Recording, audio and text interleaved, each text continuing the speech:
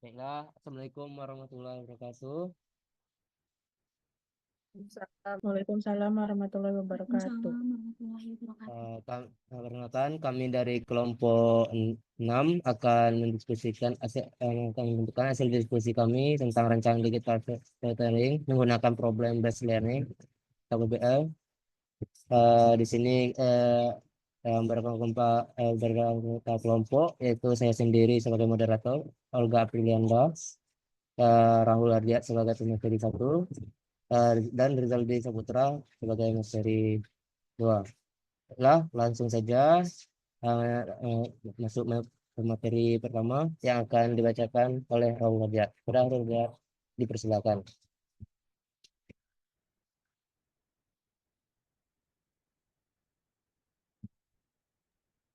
Baiklah, terima kasih kepada moderator, Saudara Olga. Baiklah, saya akan menjelaskan terkait materi Problem Based Learning atau lebih dikenal dengan singkatan PBL.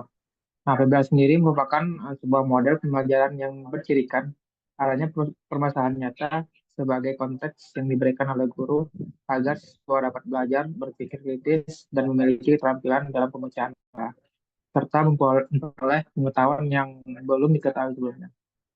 Hal ini dikemukakan oleh Swanto 2018 pada halaman 16. Next.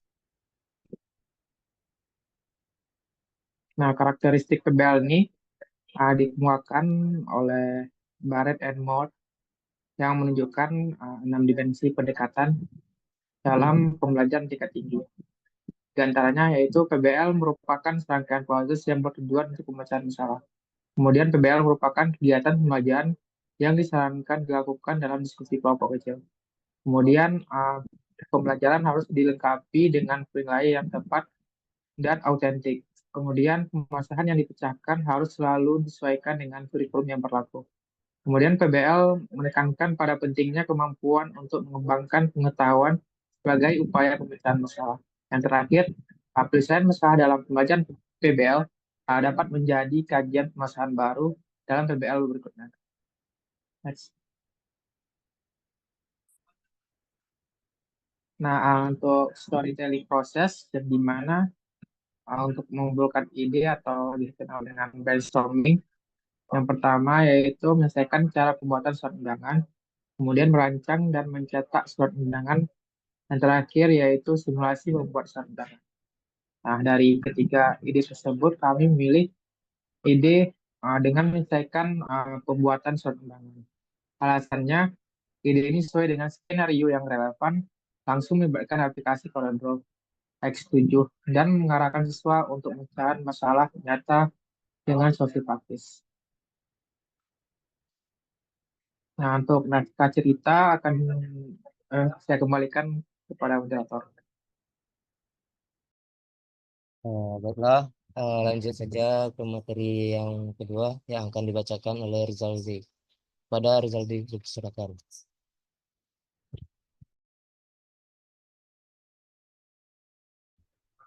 Baik, terima kasih kepada moderator. Di sini saya akan melanjutkan materi yang telah disampaikan oleh Saudara Rahul tentang naskah cerita.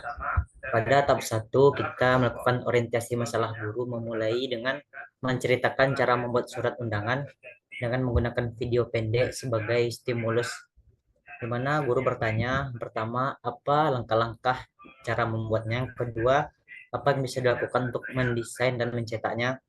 Kemudian pada tahap kedua, organisasi untuk belajar mandiri, guru membagi siswa ke dalam beberapa kelompok kecil yang beranggotakan 4 sampai 5 orang dan memberikan tugas untuk yang pertama meneliti langkah-langkah membuat desain surat undangan, yang kedua mengeksplorasi aplikasi CorelDRAW X7 sebagai solusi membuatnya berupa sandi, yang ketiga tahap yang dilakukan itu investigasi kelompok. Ada dua, yang pertama siswa melakukan riset tentang aplikasi CorelDRAW X7 termasuk instalasi dan penggunaannya. Next. Kemudian pada tahap keempat, pengembangan dan penyajian solusi. Yang pertama, setiap kelompok mempresentasikan hasil riset mereka. Yang kedua, Solusi disusun dalam bentuk tutorial menggunakan CorelDRAW X7. Yang terakhir ada tahap kelima, yaitu menganalisis dan evaluasi proses pemecahan suatu masalah, di mana guru bersama siswa mendiskusikan efektivitas untuk solusi yang diajukan. Yang kedua, guru memberikan umpan balik terhadap proses belajar kelompok dan solusi akhir.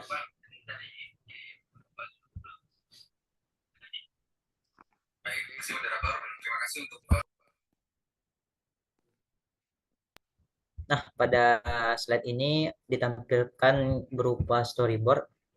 Pertama yaitu gambar orientasi masalah, yang kedua adanya siswa berkelompok dengan organisasi belajar, yang ketiga investigasi kelompok, yang keempat kita melakukan pengembangan dan solusi, yang kelima analisis dan evaluasi, dan yang terakhir melakukan refleksi. Next. Nah, pada storyboard ini terdiri dari 5 tahap. Pada tahap pembelajaran berupa orientasi masalah, di mana kegiatan siswa itu mendengar cerita, kasus, dan menanggapi. Kemudian kegiatan guru itu memancing diskusi berupa pertanyaan, dan media atau alat yang digunakan yaitu lembar kerja. Kemudian kedua, organisasi belajar. Pada kegiatan siswa itu membagi tugas dalam beberapa kelompok, di mana peran gurunya itu memberi arahan dan sumber belajar. Kemudian media atau alat yang digunakan yaitu lembar kerja. Ketiga, investigasi kelompok. Pada kegiatan siswa itu melakukan riset dan eksperimen dengan aplikasi CorelDRAW X7. Kemudian peran guru membantu proses dan memberikan dukungan. Media yang digunakan itu smartphone atau komputer. Pada pengembangan solusi, kegiatan siswa itu membuat tutorial CorelDRAW X7. Kemudian peran guru memotivasi dan mengoreksi presentasi. Media alat yang digunakan PPT berupa aplikasi CorelDRAW X7. Kemudian tahap pembelajaran terakhir adalah ada analisis dan evaluasi, di mana kegiatan siswa itu menganalisis hasil solusi bersama. Kemudian peran guru menyimpulkan dan memberi umpan balik. Terakhir, media atau alat yang digunakan itu berupa rubrik penilaian.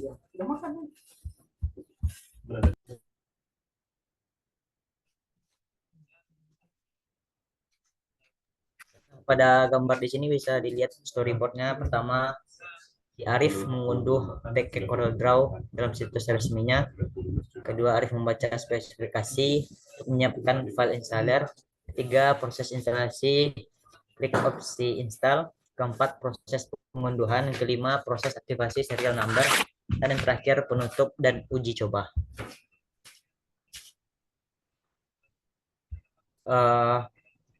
Kesimpulannya saya kembalikan kepada moderator. Baiklah, saya akan kesimpulan, yaitu kesimpulan dari digital solusi ini dirancang untuk menciptakan pengalaman belajar yang interaktif, relevan, dan praktis. Dengan mengintegrasikan teknologi digital serta narasi, siswa tidak hanya belajar secara teori, tapi juga memperoleh pengalaman langsung.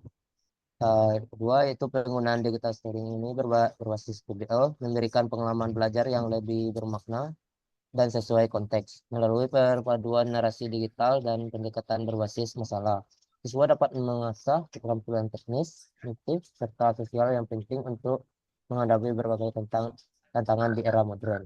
Yang terakhir yaitu rancangan ini memadukan narasi cerita digital yang menarik dan pemecah masalah untuk menciptakan pembelajaran interaktif dan relevan. Teknologi seperti aplikasi CorelDRAW digunakan untuk meningkatkan keterampilan teknis digital siswa. Pendekatan ini juga mendorong kolaborasi, refleksi, serta kemampuan berpikir kritis dalam menjawab tantangan era global.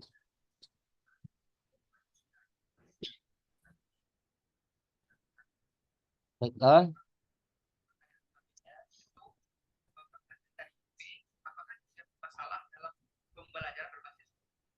itulah hasil dari presentasi dari kelompok 6. Berikutnya kami akan membuka sesi kritik dan saran. Kalau ada dari audiens dari kritik dan saran, silakan.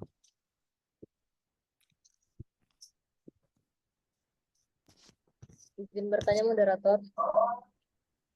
Di sini kami belum sesi tanya jawab, sesi kritik dan saran.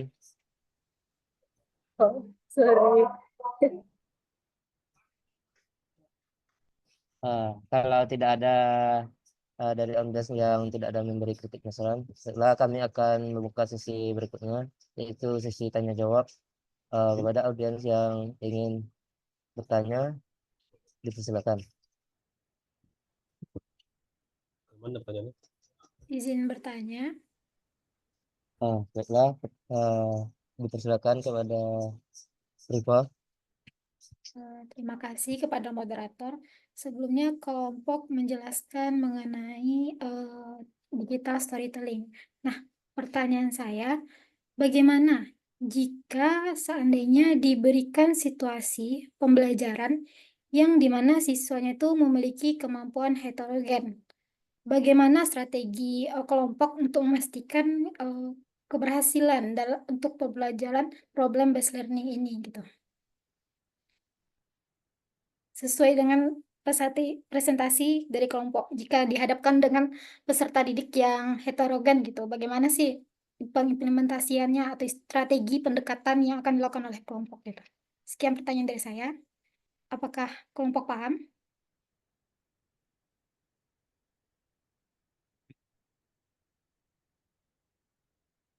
Apakah pertanyaan saya cukup jelas, moderator? Mungkin bisa diulang lagi pertanyaannya. Biarlah saya ulangi lebih ringkas. Jika kelompok diberikan situasi pembelajaran dengan peserta didik yang memiliki kemampuan heterogen, bagaimana strategi kelompok untuk memastikan keberhasilan problem based learning ini gitu? Sekian dari saya, terima kasih. Baik, mungkin cukup jelas. Setelah adakah dari audiens lain yang ingin bertanya? Kalau ada, dipersilakan. Izin bertanya, moderator. Baik, kepada saudara Adelia, Moderator. tunggu dulu untuk dulu ini Adelia. Kepada saudari Adelia, dipersilakan. Saya dari perwakilan kelompok satu Adelia sama Siregar ingin bertanya terkait dengan bagaimana cara kelompok 6 menganalisis keefektifan PBL dalam meningkatkan berpikir kritis peserta didik di dalam kelas. Saja saya kembali.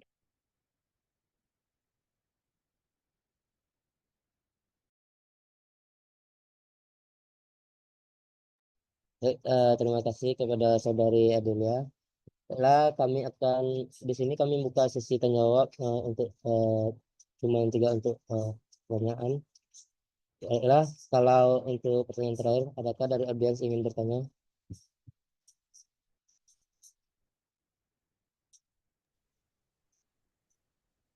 Izin bertanya, moderator. Baik, kepada saudara Puji, dipersilakan untuk mengisi pertanyaannya.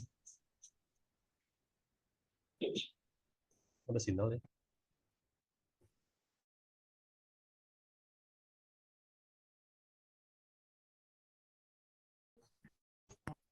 Baik, terima kasih moderator yang sudah memberikan saya kesempatan. Di sini saya ingin bertanya kepada kelompok penyaji mengenai materi yang sudah dipaparkan tadi. Mengenai modul yang sudah dipaparkan tadi. Di sini yang saya ingin tanyakan, jika kelompok penyaji diberikan situasi pembelajaran dengan peserta didik yang memiliki kemampuan heterogen, bagaimana strategi yang kelompok lakukan untuk memastikan keberhasilan problem based learning ini? Mungkin itu yang saya tanyakan, saya kembalikan ke moderator. Baik, terima kasih kepada saudara Puji. Setelah kami kepada audiens dari kami waktu untuk mencari jawaban dari pertanyaan-pertanyaan dari penanya tadi. Berubah, nyari saldi itu. Ini Rizaldi kirim.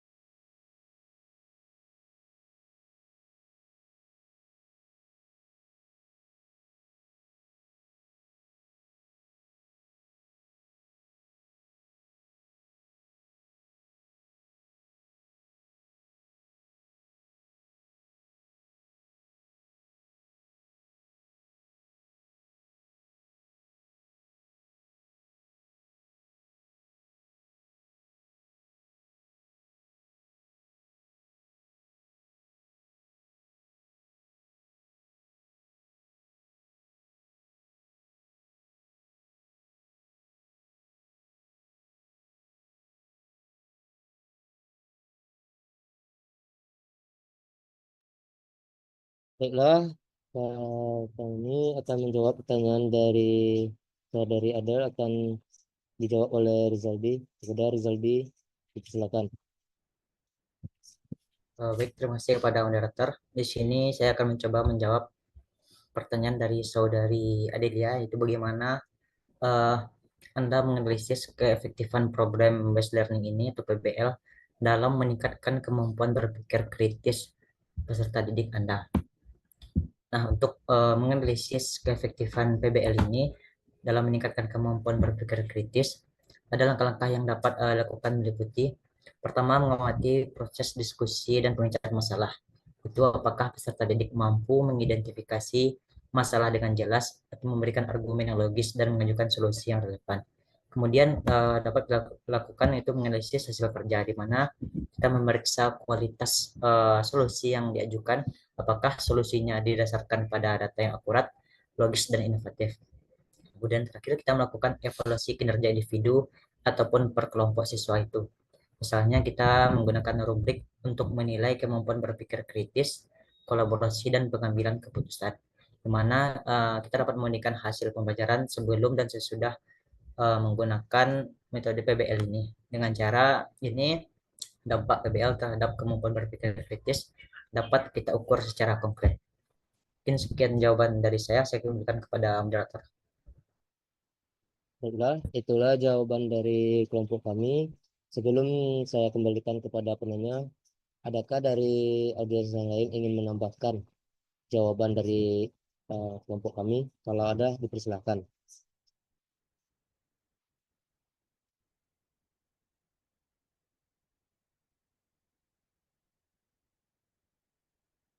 Baiklah, kalau tidak ada, saya kembalikan kepada penanya. Apakah saudari ada sudah cukup puas dari jawaban dari kelompok kami? Terima kasih untuk jawabannya. Saya rasa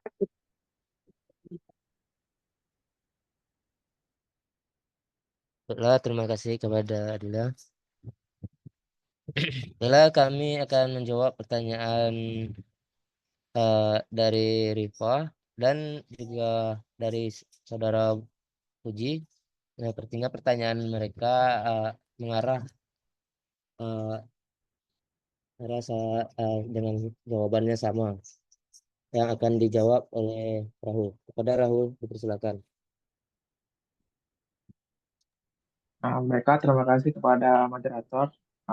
Mereka saya akan menjawab terkait pertanyaan yang hampir mirip ya, terkait strategi yang bisa digunakan untuk memastikan keberhasilan model pembelajaran PBL, yang dimana jika diberikan situasi pembelajaran dengan peserta didik yang memiliki kemampuan yang heterogen.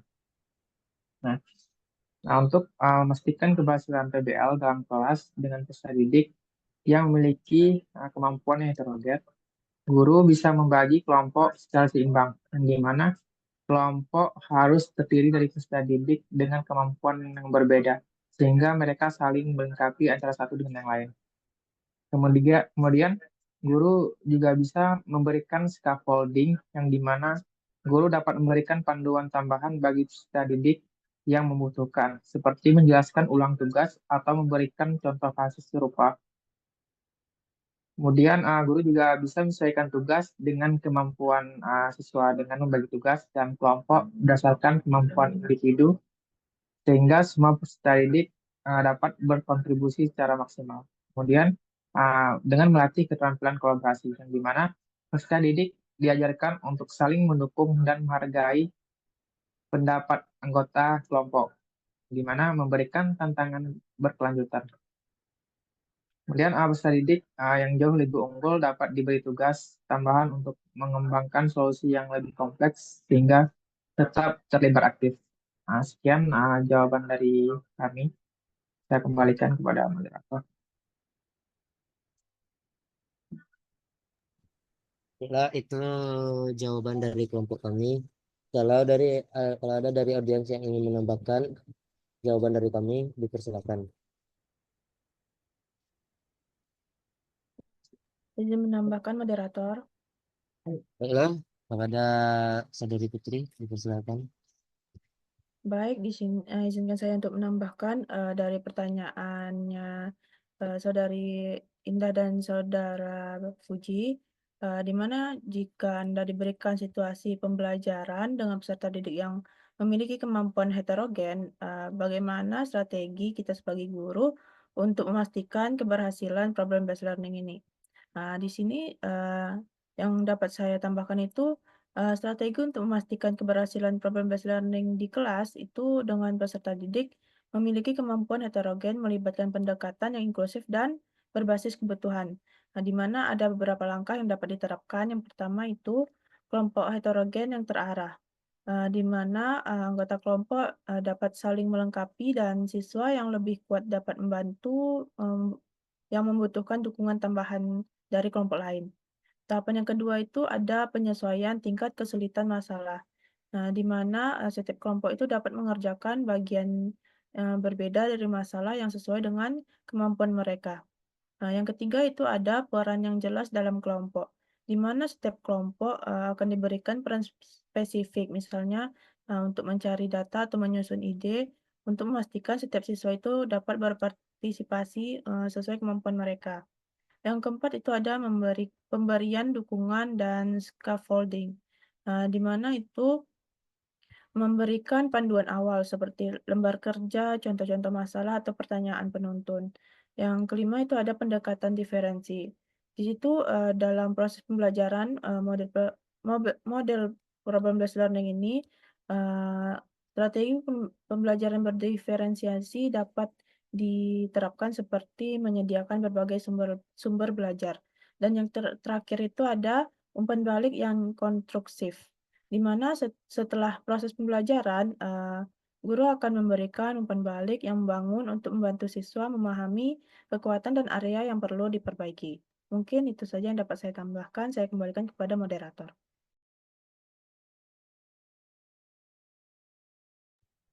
Terima kasih atas tambahan jawabannya kepada Saudari Putri. Baiklah, adakah dari kelompok lain yang ingin menambahkan jawaban dari kelompok kami?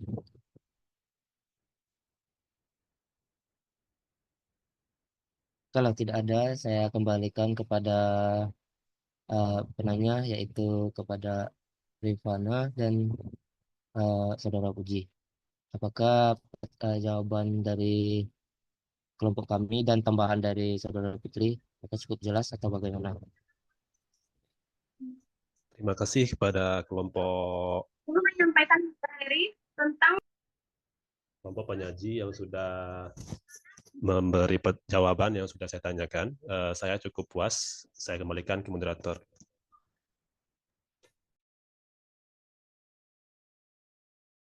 Baik, terima kasih. Dan apakah dari Saudara Rifana sudah puas dari jawaban dari kami dan tambahan juga dari Saudara Putri? Terima kasih kepada moderator dan tambahan dari Putri. Putri, saya sudah paham akan penyelesaian masalah dan strateginya. Saya kembalikan kepada moderator. Terima kasih. Baiklah, kami di sini akan mengasih satu pertanyaan terakhir. Adakah dari audiens yang ingin bertanya? Kalau ada, kami persilakan.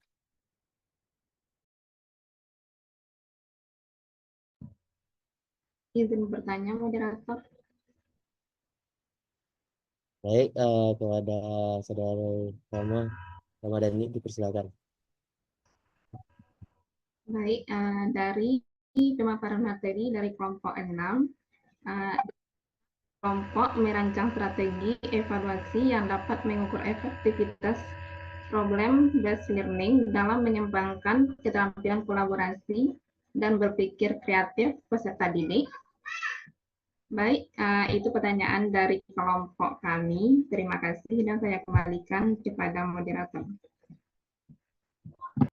Baik, terima kasih atas pertanyaannya.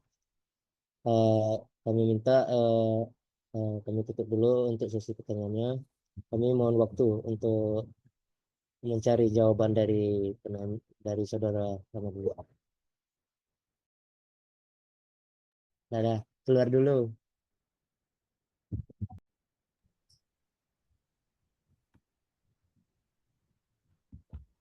Baik, di sini saya akan langsung saja menjawab pertanyaan dari Saudari Ramadhani, yaitu dapatkah Anda merancang strategi evaluasi yang dapat mengukur efektivitas problem based learning dalam mengembangkan keterampilan kolaborasi dan berpikir kreatif peserta didik? Di sini strategi evaluasi yang dapat digunakan menurut kami, pertama kita harus melakukan penilaian proses, di mana guru dapat menggunakan lembar observasi untuk mengevaluasi keterampilan kolaborasi seperti kemampuan berbagi ide, mendengarkan dan menyelesaikan konflik dalam kelompok. Kemudian melakukan penilaian produk, di mana hasil akhir dari tugas atau proyek ini berupa aplikasi, laporan ataupun presentasi yang dapat dinilai berdasarkan kreativitas, inovasi dan relevansi dengan masalah yang diberikan. Kemudian kita dapat melakukan refleksi pada peserta didik, di mana meminta peserta didik untuk menulis refleksi individu tentang peran mereka dalam kelompok serta proses penyelesaian masalah dan hal-hal yang mereka pelajari selama kegiatan pembelajaran. Dan terakhir kita melakukan rubrik penilaian. Guru membuat rubrik yang mencakup indikator berpikir kreatif, misalnya originalitas berupa ide dan kolaborasi, yaitu kontribusi antara individu dalam kelompok. Dan kita dapat melakukan tes berbasis kinerja, di mana dapat memberikan skenario baru yang serupa dan meminta peserta didik untuk menyelesaikannya dalam waktu tertentu untuk mengukur penerapan keterampilan mereka di situasi yang berbeda. Mungkin sekian jawaban dari kelompok kami. Saya kembalikan kepada moderator. Baiklah, itulah hasil jawaban dari kelompok kami. Sebelum saya kembalikan jawab kepada penanya, apakah dari audiens ada yang ingin menambahkan jawaban dari kelompok kami? Kalau ada, dipersilakan. Izin menambahkan moderator. Baik, dipersilakan kepada Saudari Dian. Baik, di sini pertanyaannya, dapatkah Anda merancang strategi evaluasi yang dapat mengukur efektivitas PBL dalam mengembangkan keterampilan kolaborasi dan berpikir kreatif peserta didik? Nah, di sini kita dapat mengukur efektivitas PBL dalam mengembangkan keterampilan kolaborasi dan berpikir kreatif dengan menggunakan beberapa strategi evaluasi. Yang pertama itu memberikan rubrik penilaian. Nah, rubrik penilaian ini digunakan untuk mengukur aspek-aspek seperti kemampuan bekerja sama dalam kelompok, kontribusi individu, kemampuan berkomunikasi, dan kreativitas dalam mencari sebuah solusi. Nah, selanjutnya observasi langsung. Nah, jadi guru di sini mengamati bagaimana peserta didik berinteraksi dan bekerja sama di dalam tim. Selanjutnya, melakukan evaluasi produk akhir yang dihasilkan oleh setiap kelompok, seperti misalnya presentasi, terus laporan, dan lain sebagainya. Nah, misalnya contoh rubrik penilaiannya itu seperti penilaian keterampilan kolaborasi dengan kriteria misalnya sangat baik, baik, cukup, dan perlu perbaikan. Nah, dari kriteria itu kita dapat menilai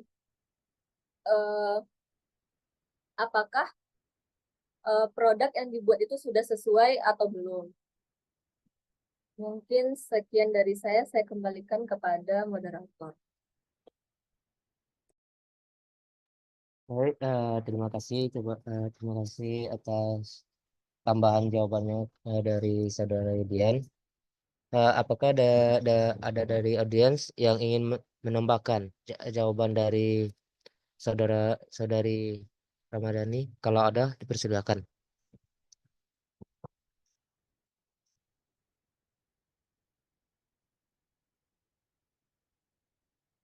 Kalau tidak ada, saya kembalikan lagi kepada saudari Ramadhani. Apakah jawaban dari kelompok kami dan tambahan dari saudari Dian, apakah sudah dapat dimengerti atau bagaimana?